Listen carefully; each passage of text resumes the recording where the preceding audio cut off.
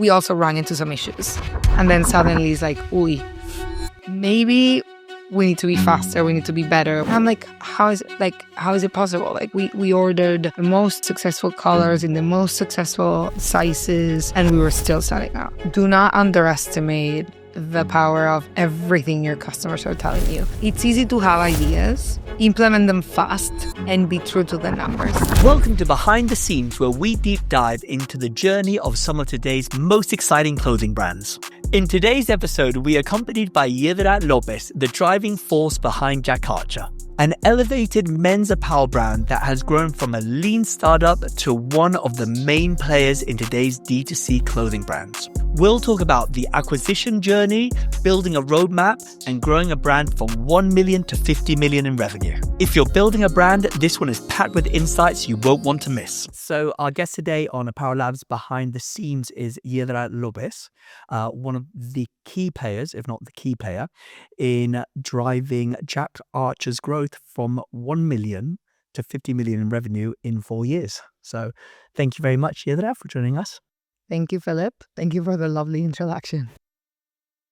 Well, it's big shoes you're wearing. So just so you could tell us a little bit about yourself. Who is Yedra Lopez and how did you get to Jack Archer? Long story short, I am Spanish from the south of Spain. I've worked in international business my whole life. I've traveled the world, lived in many places, and my husband and I decided to go to the US and try something new. I've always worked in operations, whether retail or media. Worked in a fast fashion brand for 6 years. It was a great experience, such a fast-paced industry.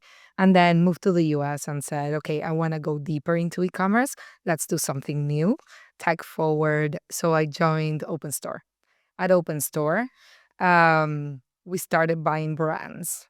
And one of the brands is Jack Archer, and I'll pause there. Okay.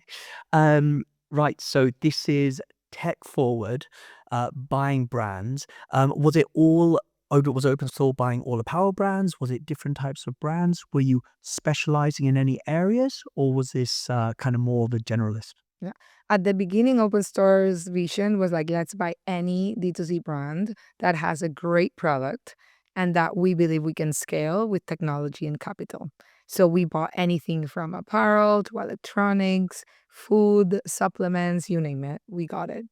And it was such a cool ride and such a cool project to work on. Wow. So you must have spent a lot of times learning about a lot of different types of businesses. Definitely, but all of it in e-commerce and all of it direct to consumer. So it was like a MBA on how to sell anything online in the US. That's amazing. Okay, well, let's bridge that to Jack Archer. So for people who might not know Jack Archer, could you just give us a little, introduction to the brand? What is Jack Archer? Who is Jack Archer? And a bit of history about it. That would be great. Jack Archer is, as I say to my friends and family, the best pair of pants that you can ever buy. Not just because they're comfortable, but I know you're smiling because you I am wearing some right now. they are amazing.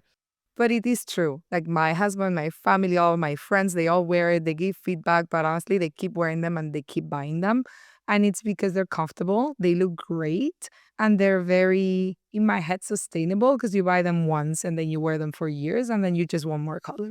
Yeah. So that's Jack Archer it's an amazing product, which is comfortable, affordable, and really cool. So, okay, number one, I completely agree with the sustainability side of it, because if you buy an amazing pair of pants, I think I've had these for 3 years and they wash amazing, they're great. So I'll stamp that. But so Jack Archer is a menswear brand? It is a menswear brand. Yeah. It is a brand that it's actually a product. It's a bit of the backstory of Jack Archer, Yeah. the initial story of Jack Archer. There was this great founder called Miguel. Miguel wanted this pair of pants that were revolutionary. He thought that there wasn't a pair of pants in the market in the US that satisfied his needs, therefore probably a lot of men's needs. And he designed these, not just the pants, he designed the pants and the boxers that he wanted for himself. And then he started with a very cool proof of concept method on Meta. He found that people were actually interested in those type of pants, and they were converting very quickly. And with the pants and the boxers grew a brand called Jack Archer, which is hopefully going to become one of the best brands in the world. I'm sure it's on the way. So okay, so I understand this is a product first brand. So Miguel designed and created these amazing pants, which solved a bunch of different problems, and then basically you guys have been able to capitalize on that by doing what exactly to the brand, expanding the brand. Yeah, it's gonna sound weird, but at the beginning, we were buying. I think by the time we bought Jakarta, we already had like 10 brands. And in a year from that, we already had almost 30 brands. So Jakarta was just one of many. We were doing the same amount of effort on Jakarta than any other brand, but it always was growing faster. It was always going better than the rest of the brands without us doing anything too special on it. We did because it was working great. We would maybe make more ads or make more creative or try more things. But then because of that hyper growth, without us even trying, just because the product was so good and we had found an angle on Meta, we also ran into some issues. Like, hey, now we don't have enough stock to those, so we would like pull back on spend to like not go out of stock. So we even with an amazing team and technology and running lots of brands, we were still having growing pains. Yeah. Yeah. So just to take us back a step, because I'm sure there's going to be tons of interesting caveats of the journey along the way. But so you guys acquired Jack Archer when it was roughly doing 1 million in revenue, if I'm not Yeah. mistaken. This was in 2021. Yeah. Okay, and so what's that process like? How do you acquire a brand? Do you just call up Miguel, Google who the founder is? Does he approach you? What's that part of it? When we started Open Store, of course, we wanted brands to organically reach out to us, and some did, which was the case of Miguel. But we would, uh, there are millions of brands on Shopify, and we realized that there were a lot of brands in these like 500,000 to 10 million bracket that were never able to scale.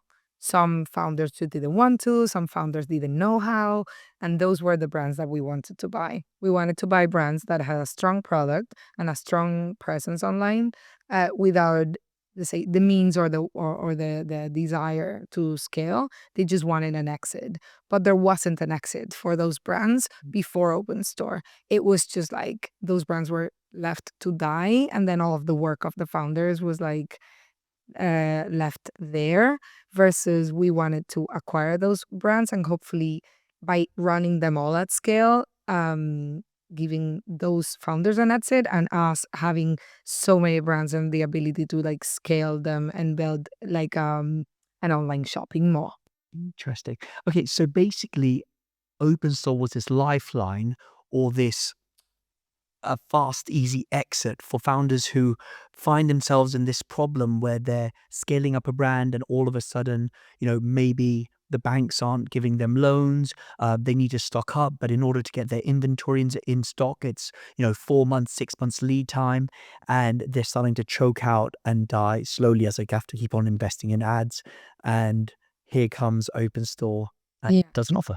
Exactly. That is the liquidity part of Open Store. There is another part that is removing the stress from the founder. There is a point where there was a businessman in Massachusetts that created a brand on the sideline, and he just didn't have time anymore to run the brand. The brand was getting too big, and he didn't want to leave his job nor sacrifice time with his family. Then now he had a place to sell his brand to. There was a mom of 5 kids that started a clothing brand. She was going crazy with the fifth kid. She couldn't do this anymore. What does she do? Does she turn it off and just ignore the 8 years of her time, or she sold it to Open Store and got a good exit? So there is we try to say like it's stress relief and liquidity for founders. Yeah, I can see how that's solving a real problem. And so when it comes to an apparel company, or I guess maybe several other companies that on open, so I'm sure there was type of formula. But for example, Jack Archer, 1 million in revenue. How how do you come up with how do you value that? I mean, because if I'm not mistaken, Jack Archer had been running for less than a year when you guys acquired. Yes. So not much data there. You know, was this a one-trick pony? Was this a bit of luck, or how do you actually put a value on that? Well, I think there was a very robust due diligence process that of course improved through the years. But at the beginning it's like, okay, they have a great product. We actually bought the product, tested the product, not just for Jack Archer, for any other brand. Then there was a real market fit. There weren't that many brands out there that had this type of offer online that with this amount. It's also like you have to check the P&L. Like, turns out the sales were good, the growth rate was good, the margins were good, the profitability of the ads were good, and that was with a very, very small team and just one product. So what we saw was the opportunity to, okay, with capital and with more capital and a bigger team, we realized which were the brands that had potential to grow. And Jack Archer was really clear from the beginning. A bit of a notch there was that they were actually sold out when we priced them. So we couldn't buy them at that moment because then we would have bought something that we couldn't sell anything off because there wasn't stock. And to prove how good the products were, even if it's just two products, Miguel had run out of stock, and then he to fuel Black Friday Cyber Monday in 2021, he got the boxers he had a lot of because it was like a gift with purchase article he had bought. He made this big Black Friday Cyber Monday campaign about like three pack of boxers, 5 pack of boxers, and made the same money during Q4 than he made the rest of the year selling pants, just with the boxers. What's out? Okay. So that's like the effect of having a great product and a good marketing strategy. Yeah, definitely. And already, I'm guessing being sold out had already acquired certain customers that they were reselling these other products to. So, okay, so you acquire Jack Archer, and I'm guessing there's a roadmap in place. And from what I'm hearing, the roadmap is throw money at it, ads, and that's it? Or what was the plan? Like, was the plan always like, let's scale it from 1 million to 50 million in 4 years? Or was it, let's go from, 1 million to 5? Like, what were the expectations, and what was actually, yeah, the roadmap to get there? Yeah, I'd love to tell you that we had it all planned, but it's not true. At the beginning, it was like we wanted all of the brands to grow. It's sort of at a like a steady pace. Of course, some were gonna grow more than others. Some had more hiccups than others. But for Jack, it was just always exponentially better than the rest. So at the beginning, a bit more money, a bit more effort. The second year, okay, this brand maybe deserves like a little like 30% or 40% of the team's effort. So we started testing things. We made a new product, the t-shirt that we had the tech pack ready. We had basically all of it ready just to launch. So we had the capital, so we launched the new product. Great, we did that. It started selling. We actually then started testing different offers, different pricing. And without us having like a long roadmap or a long-term strategy, it picked up even further. So it was now like, if it was 10x better than the rest, the following year was like 20 times better than the rest of the brands. So come the third year, then we actually started having a team dedicated to certain brands that had more potential. And that's when we started focusing on, okay, what's our retention? Can we sustain this growth just with what we're doing? Or is it time to like have a bigger, longer term plan? Okay. And at this point, so now you're going from just a one pants, you've got the boxer shorts, now you've got the t-shirts, and you said you started building a team around. So who are the key players that you need in order to launch a brand? Because a lot of founders, that maybe are hovering around, the million mark, maybe it's only 2 or 3 people putting that together. But I'm guessing as you go growing, there must be some really key parts in order to be able to withstand that growth. So what would you say from 1 to 5, 1 to 10? What are the key members and decisions that have to be made in order to to grow that?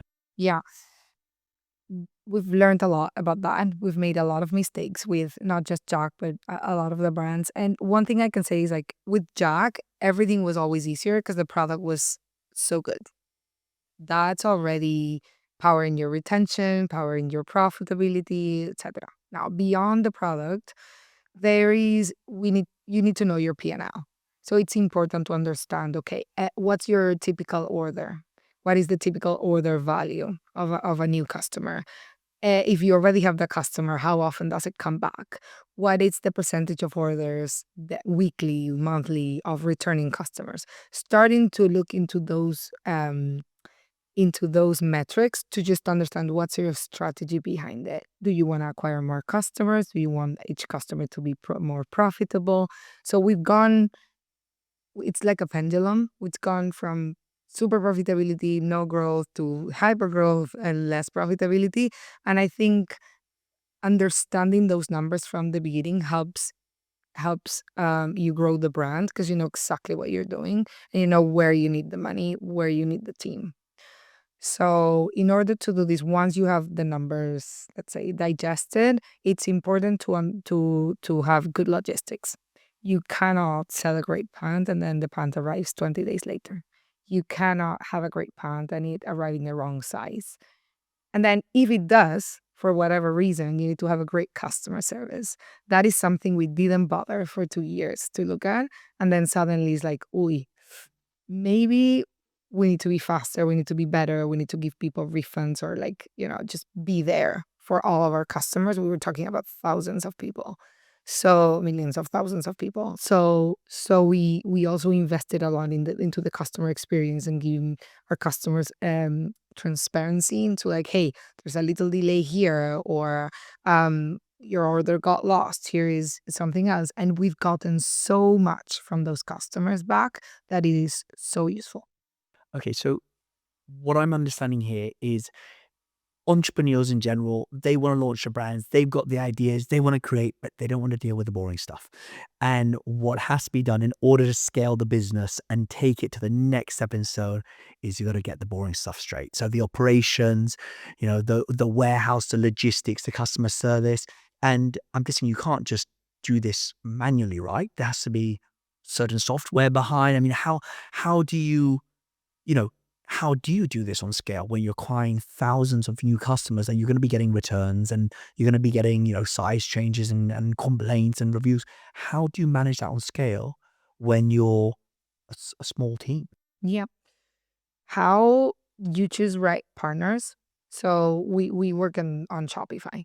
Shopify has like a lot of apps and a lot of tools that you can use.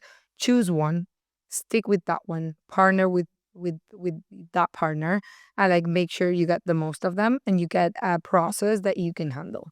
When I say you can handle, somebody in your team, not just one person, but like two or three people of your team can handle logistic issues, can handle customer support, can handle product complaints, but can also handle discussions about what's the next promotion, etc. By having all of the team members aligned and into like what we wanted Jack Archer to be or to achieve the next quarter, year, etc., it was easy for us to understand. Okay, we need resources here. We need great product, great customer experience, and a great um, basically like overall branding experience. Yeah. So what I'm understanding, it's back office. Basically, that has to really get bolstered up. And at this point, who is because Miguel's no longer in the picture, right? So is there a face? Is there a Mr. Jack? Or who's got the idea of the vision for, or is it all let's put in a formula online and see what our spits out our next product? Or how do you actually continue developing this product? Because now it's not, we go online and you've got a dozen different products. Yeah. I answered that question from a very back office point of view. The other side of the coin is you need robust marketing and creative, of course. You need creative ways of telling people online that your pant's amazing and it fits great. You don't want to do that in a boring way. You need to do that in a creative way. So that's a side of the business that is extremely important. The other side is we got a brand that already had kind of an ethos. And Miguel had these affordable, great looking, easy to care for pants. So that's it.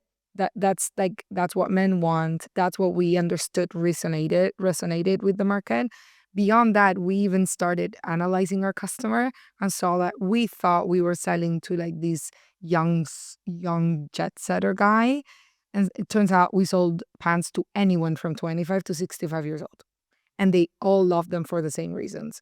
So we understood the message was aspirational, not just to the demographic that it was created for, but everyone else in the market. That's really interesting because you think that, you put out marketing, you put out this, brand image, and it's going to pigeonhole you in one demographic or whoever it seems like it's targeting. But because the product is so fantastic, it's actually goes completely cross the market.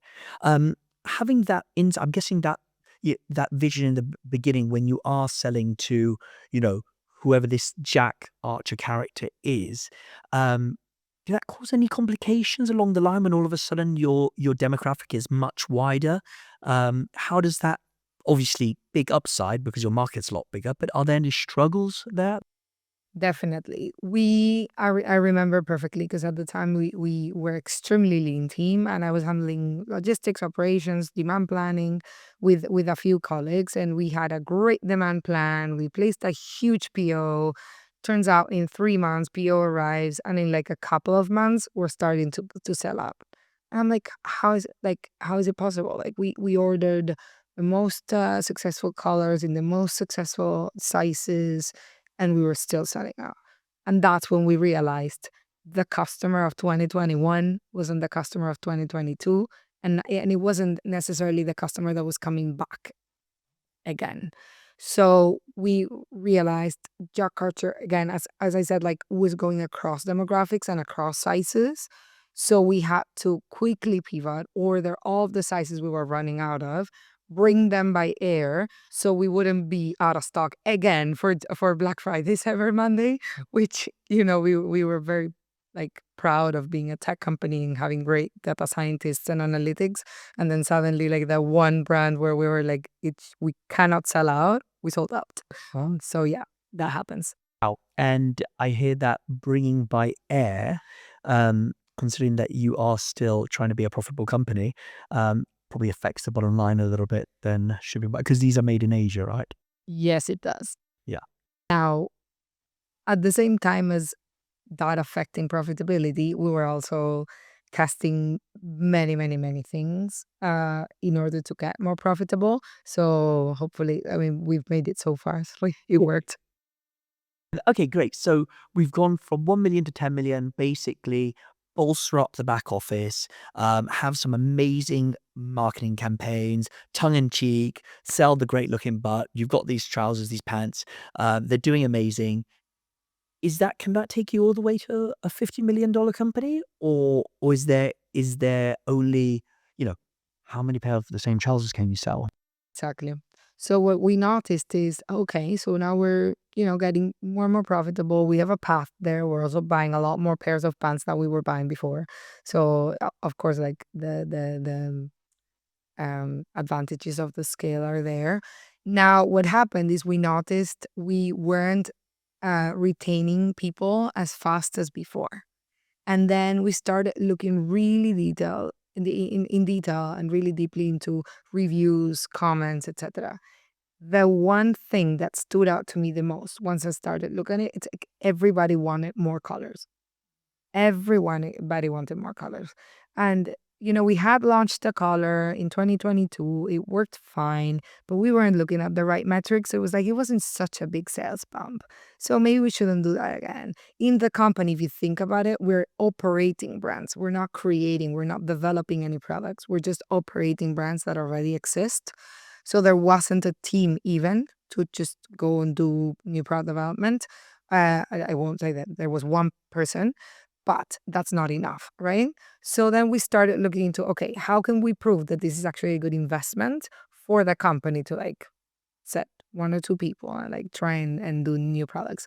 So we decided to launch 2 new colors that summer. with the right marketing strategy, having emails about it, putting on the homepage, making ads, etc., the usual stuff. And then it just blew out of the water. Everybody loved the new colors. They were very standard. There was nothing crazy. And we understood, okay, our customers really just want more. We asked, we did some surveys. My experience with surveys is like you got like 50, 60 people with the size of our audience that respond. We sent an email out with a survey. We had like that same day 500 customers coming back with like, this is what I wear, this is what I want, etc. So it's like we have this great community. We have this great set of customers that are telling us what they want. And what they want is a wardrobe that is as affordable, looks as nice, and is as easy to care for as the Jetsetter pants. So that, with the proof of concept of the two super nice colors and then these data, then we said, okay, we need to start launching new products. We started with something safe, like a new fit of the pants that was a great boost in conversion rate. It opens to a new set of customers because not everyone has the same body type. Then we launched t-shirts and polos, and then you see our customers are just excited to keep coming back for that. So I would say, and right now, that was all of last year. Right now, it's no longer about a new product. Right now is with Jack Archer, we are building a brand and we are building collections, and we want you and anyone, any male in the US to just not think about it and wear Jack Archer in the US for now. US and Canada. US and Canada. Wow. Okay. So now all of a sudden you've got, so this is basically what I'm hearing is that in order to grow from a 10 million to $50 million company, you have to break the mold of being a one item, a product, a one product brand, unless it's obviously a reusable product, but people, they're such good quality that you can hold on to them for years, which is obviously a double-edged sword because Yeah. yeah, you're not rebuying the same ones. But at the same, so in order to now go to the next scale, you have to create a brand. Yeah. And I'm sure creating a brand has its own challenges. I mean, how does, because this also breaks the mold for what Open Store has been doing. So how do you even go about doing this shift of, all right, guys, we're going to create a brand today? Like, how does that work? What are the steps? Yeah. Yeah, great question. We're basically, Jack Archer is now a spin-off of Open Store.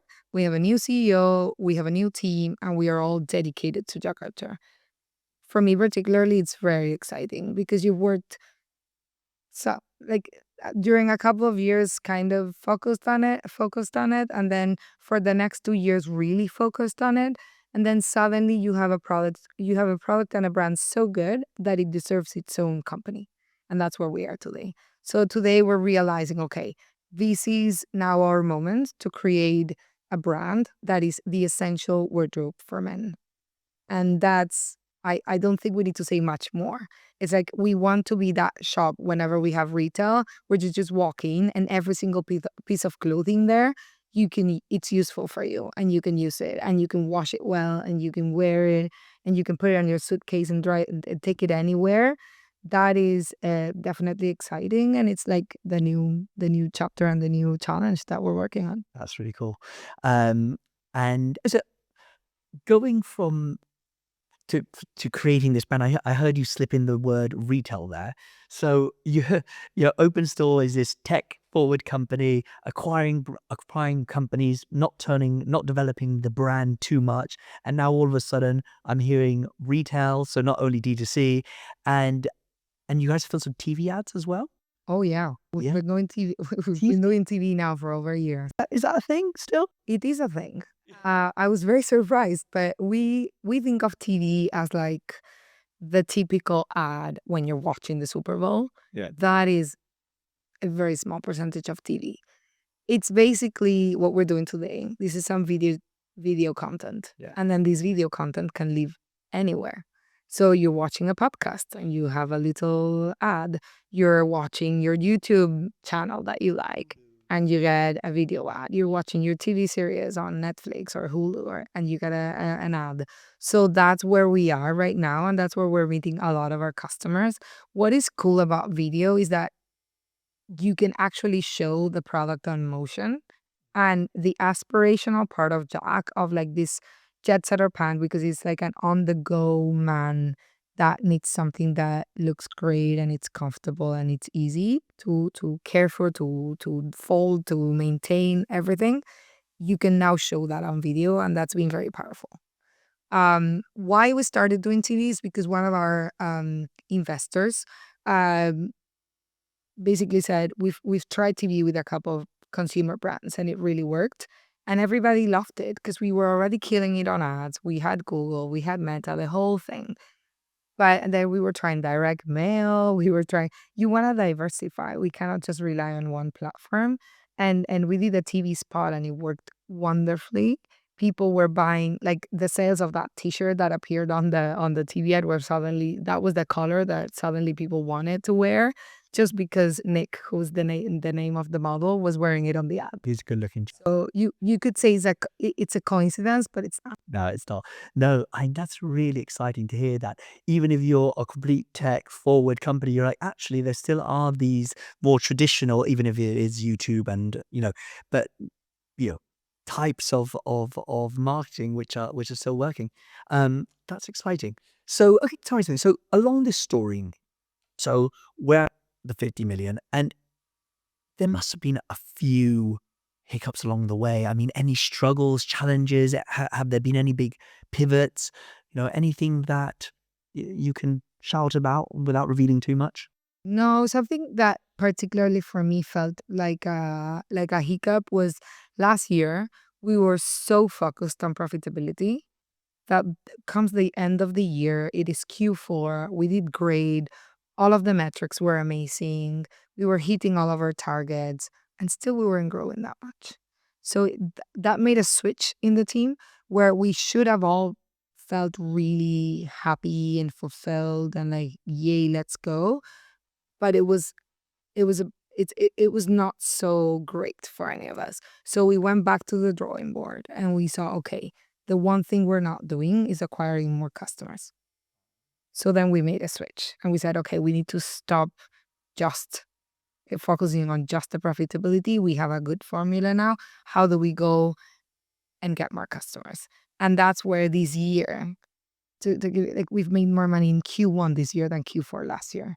That is incredible. Q4 traditionally being the number one. Yes. Yeah. And it's not just the revenue. It's like we have exponentially more customers, exponentially more people coming back to get more items because we've had more items, because we've had a different strategy. TV, more ads that were, let's say, broader audience and trying to get to more people instead of just trying to, again, be more profitable with the customers we already had. Interesting.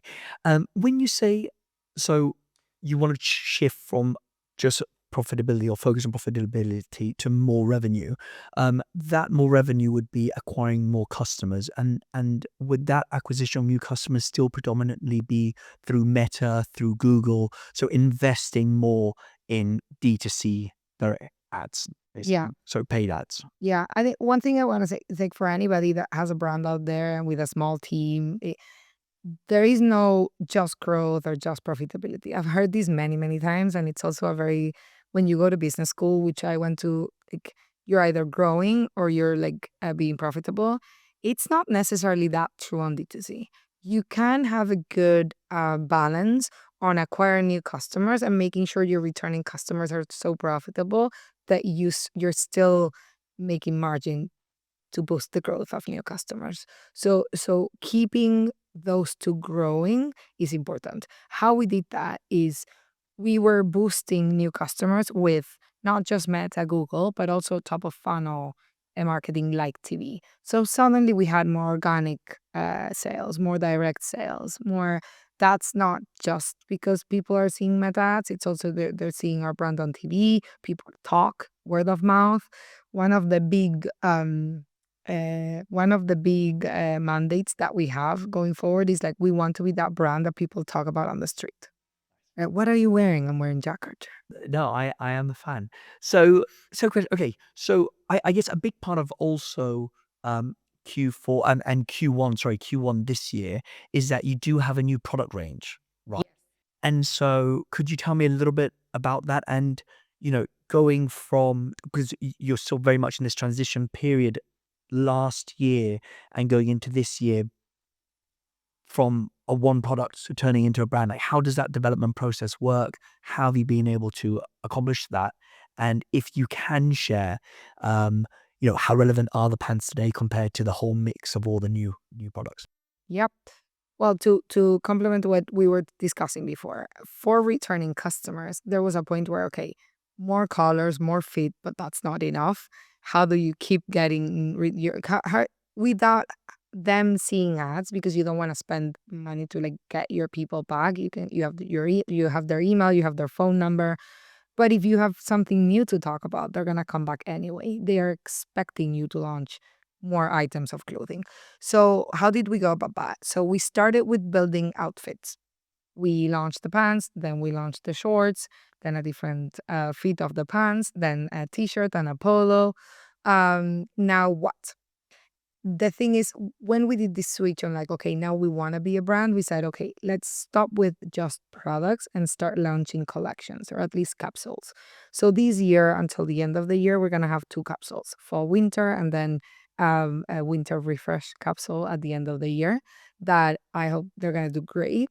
And these are the items of clothing that our customers are expecting us to launch and they want to buy. Beyond this year, now we're starting like let's say a more traditional fashion cycle where we need to start thinking about next we're already developing next summer, we're already developing next fall winter. How we've gotten to do this so quickly because without we don't have any designers in the team. We have a great partner who we work with daily and who we can say, okay, we believe these are the items of clothing. What do you think? These are the references we have. This is the style of man that we believe we have. This is the style of our brand and our clothing. And collaboratively, with a lot of back and forth, we started designing collections that our leadership team can sign off on, and that we can very confidently not only sell but also have new TV campaigns and new branding campaigns in 2026. Cool. So that sounds quite exciting because the question is, um, and we'll go into it a little bit, just if we can do a little roadmap for other brands and other companies out there, like what you're focusing on from 1 to 10 million, and then from 10 to 50, and how capital intensive is it going to have to be with building out your team? Because if all of a sudden you have to hire huge back offices and you've got your customer support, and so you've got all these people working in customer support, and then you've got your own warehouse, or maybe you're using a 3PL. Like, is it possible to do this in the leanest way? And would you recommend it?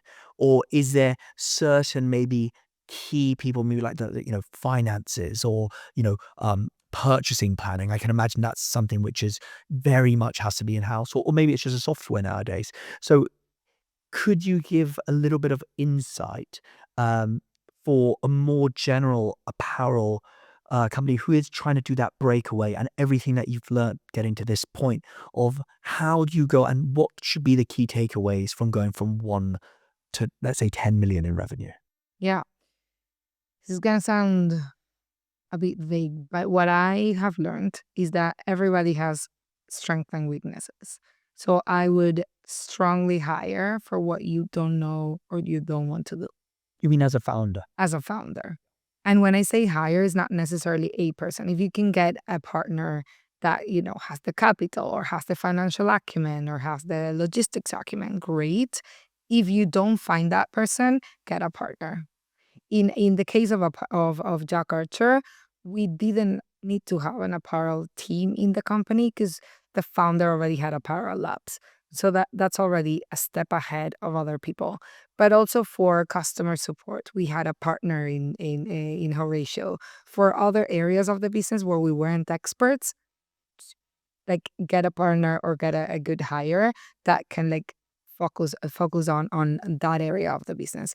That to me is key, especially at the beginning, together with unit economics. If you have your operations handled and every side of the business handled and you understand your unit economics, then you can start thinking about the next phase of growth.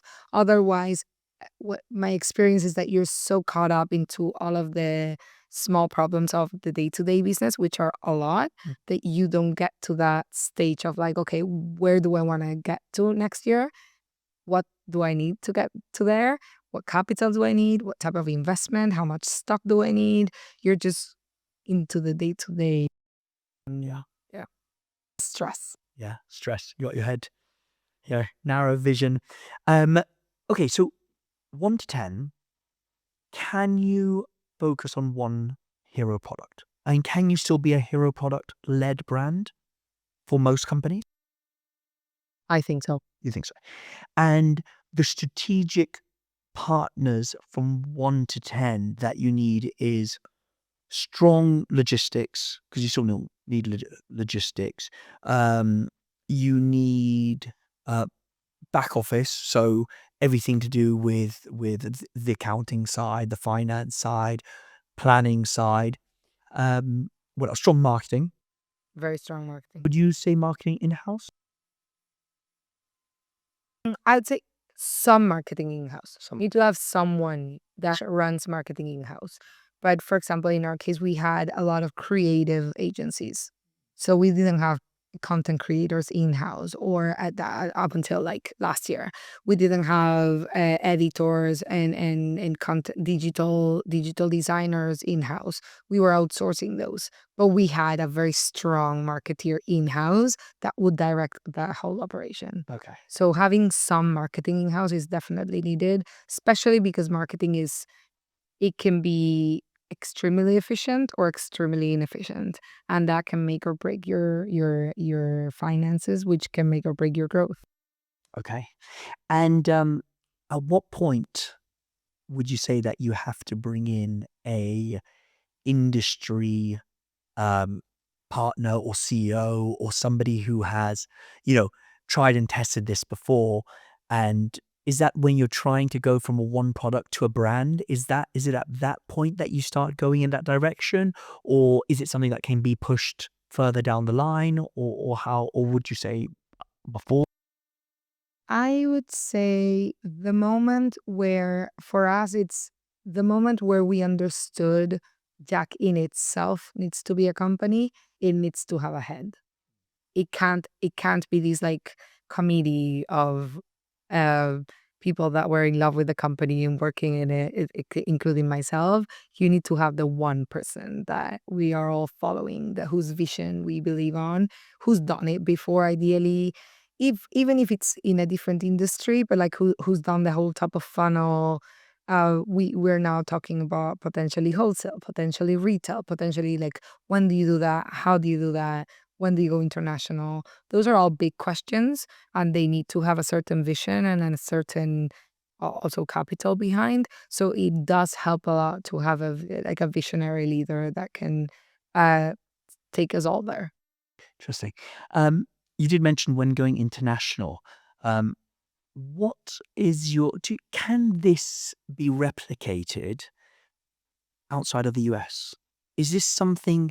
Is this roadmap? Is this type of go? Obviously, we've experienced, the breakaway brands like Gymshark and several others. But how much is this a US driven playbook? You've worked in Europe in the same industry compared to Europe or rest of the world.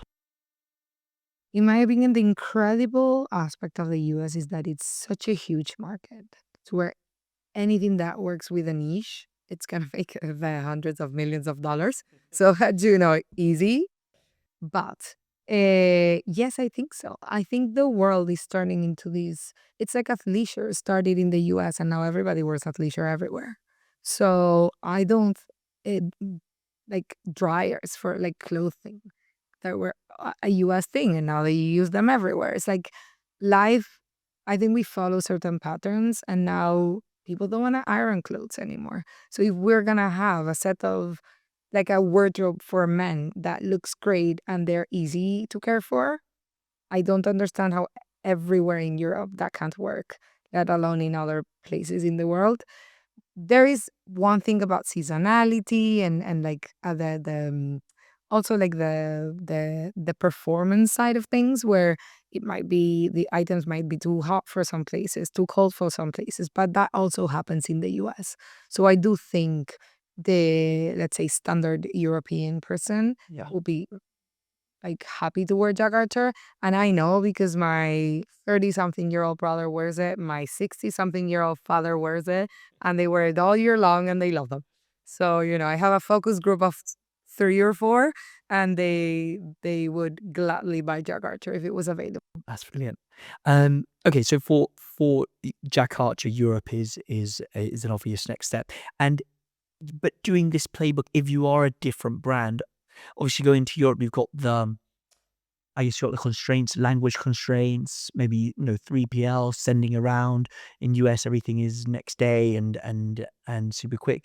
Um, so it's still very achievable, but just maybe a little bit more slower pace, maybe a little bit more of a ceiling, or do you not see it that way? I don't know when we're going to decide to go international. I don't think we still have a lot to do in the US. Mm. We are going into wholesale now, already selling online at some department stores. We are going probably in some physical department stores soon. So once we do that, once we have our brand, once we have a full collection, I think it will be easier to determine which country you go to first. Typical is the UK, but you know, maybe not. The other things, like, you don't necessarily need to go D2C international. You can open it and like just ship everywhere. That's an easy thing to do with Shopify these days. Very easy with AI. Very easy. You can have your product in 70 different languages tomorrow. It's more about maybe we start going to wholesale stores in Europe and start getting some branding over there. Like, I don't think it has to be exactly the same playbook as growing a brand in the US. Interesting. Okay.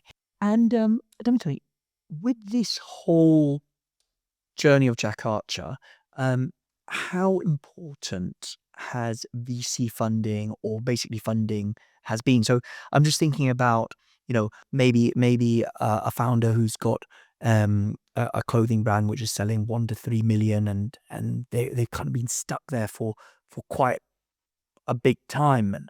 And it's the only way to sell, is the only way to bring in strategic investors, is the only way VC funds, or is it just the quickest way?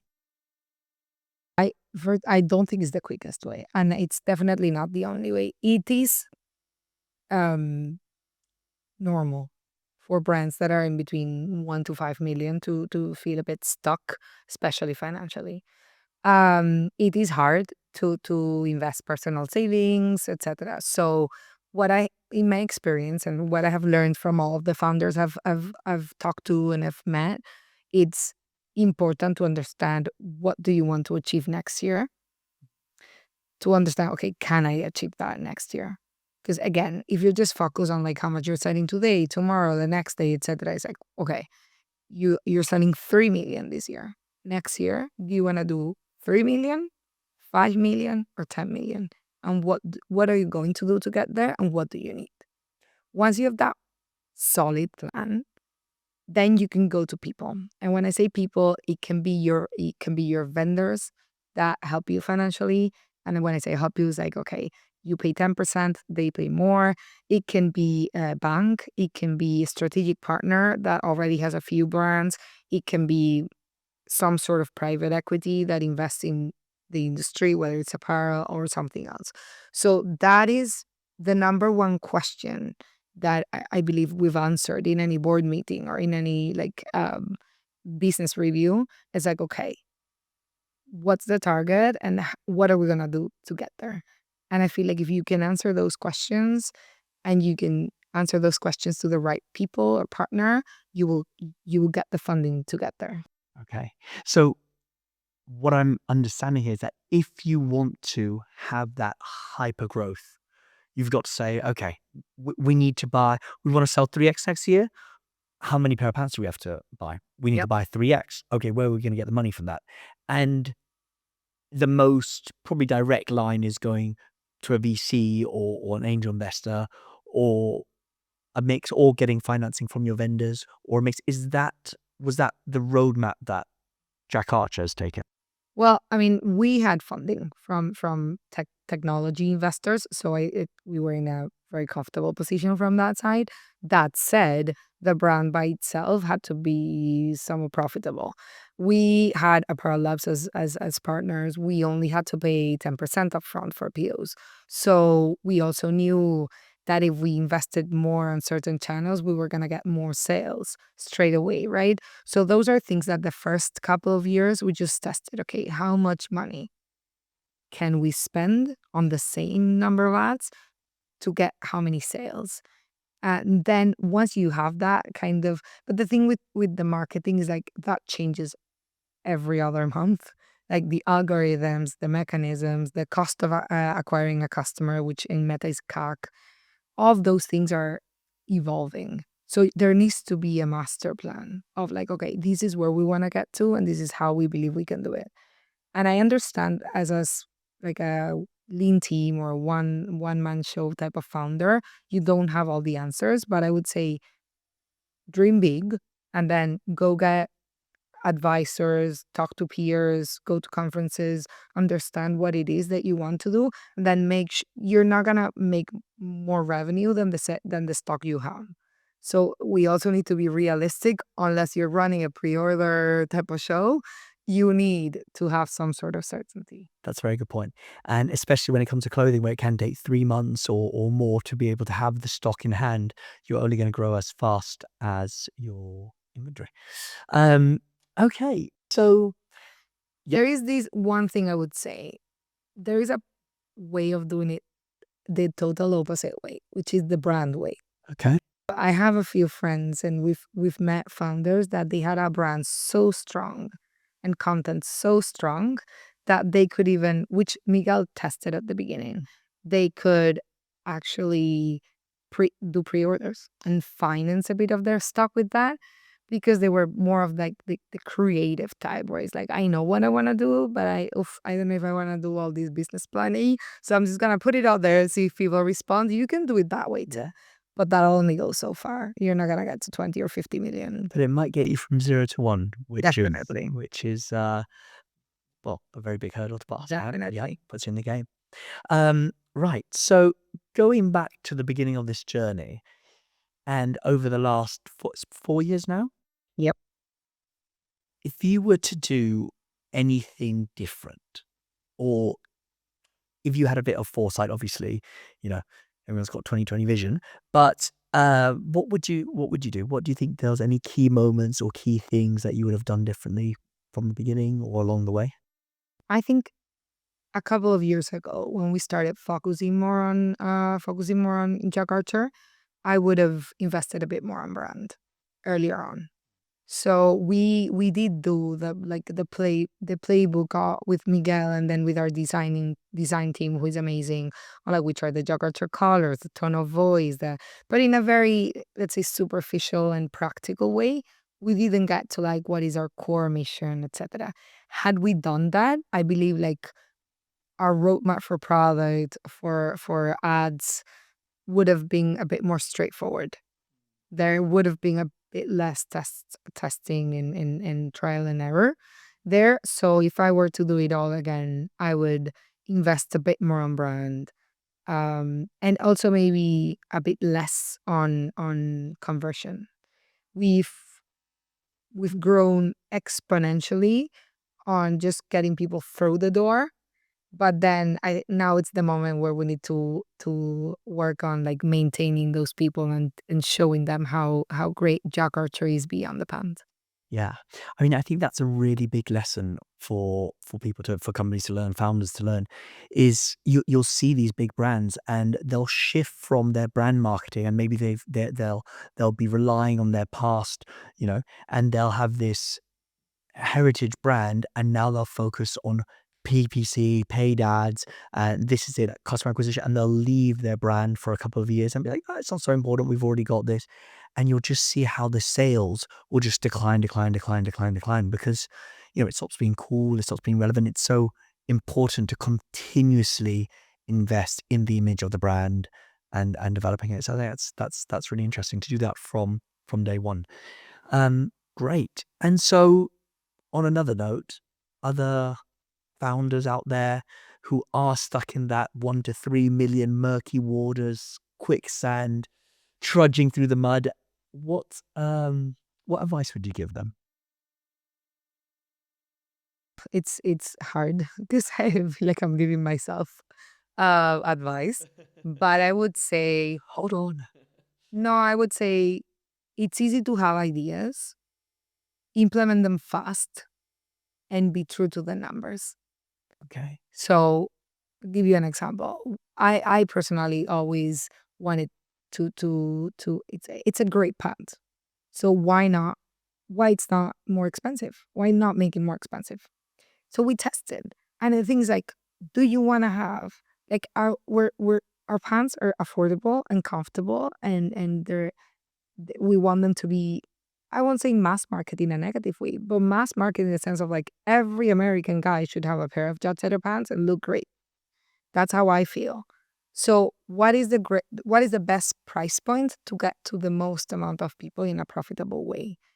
And we've tested that, and it was an amazingly intelligent and exceptional colleague of mine that started working with an experimentation platform. It is so powerful because all of the ideas that you have, like the whole technology angle of open store to me was fascinating because it's like use technology to test your ideas very fast and iterate if it doesn't work or double down if it does. Whether it's a price point, it's a I don't know if I like this color anymore. Should we just make the website another color? Test it. Like do it it doesn't have to be perfect. Do it, put it out there, test the ads, and if it works great, and if it doesn't, move fast. Right? Don't get stuck in that great idea you once had and and and like block your growth because of Yeah. it. And I think that is a great piece of advice because you'll see so many founders and brands that they just get stuck and they can't release the next product because it's not perfect and it's not. And actually, throw it out there, test it, and if you do it, technology will take you so far, but then create it, launch it, and see how far it takes you. And then I guess you can always course correct, right? Yes. I mean, we've partnered on a couple of products already, and like we've launched things that we knew were imperfect, but that's what the customer experience side of it as well is like you can acknowledge that it isn't perfect to your customers and be like, you know what, we know here is something in return. We'll let you know when we get the revised version. We've had customers where like there was one color of the pants that was a bit smaller. So those customers would get a free exchange and like get a new pair sent to their home, right? That's better than not launching another color because we think there might be like a centimeter wrong in production or like I understand that from a founder point of view that sometimes it's like your name, it's your reputation, but that's having some failures and a great success is in my opinion a much better reputation than Yeah. none of it. And I think it also um, it brings your customers on the journey, showing them that you will listen to them and you will correct. So if you launch, you know, a T-shirt and everyone's complaining because, or several customers are complaining because the armhole's a bit too tight, and you're like, we listen to you, we're correcting that, and here's our new 2.0 version. Thank you so much for your feedback. I think that brings them along and does bring a bit of connection and empathy with them, where they feel that they're part of your journey as well. Yeah, that's actually a good second advice is do not underestimate the power of everything your customers are telling you, from the return rate to the comments, the reviews, the somehow we think of those touch points with our customers as like converting touch points. Like I want to get reviews because I'll put them on my website and that will get me sales. It is much more than that. Analyze those correctly with the current tools. And I'm just saying, like, you could just dump them on ChatGPT or any AI tool, and it will give you everything that is right or wrong about your product. It is so powerful. So if you can use that and fuel your brand and your growth through that, it is, it's I won't say easy, but it will definitely help. Yeah. Exciting. So what's next for Jack Archer? Ooh, so there's so much. There is beyond a lot of products this year. There are huge collections next year. There are pop-ups coming. There is a new branding coming soon. There is a new CEO, new CMO, new CFO. So we have an amazing pool of talent coming into the company. They're all amazing people from retail brands, designer brands. They're all very engaged with the vision. This is, the essentials wardrobe for men. I would say worldwide forever. So we're building that right now. We're defining what we want the brand to be and what we want our customers to feel right now, and you will see more. I think by 2026. That is very exciting. Looking forward to seeing that. Yeah, thank you so much for joining us. This was really, really interesting, super fascinating, and really, inspiring to see how you can actually be on that journey and you can get yourself unstuck and have that hyper growth.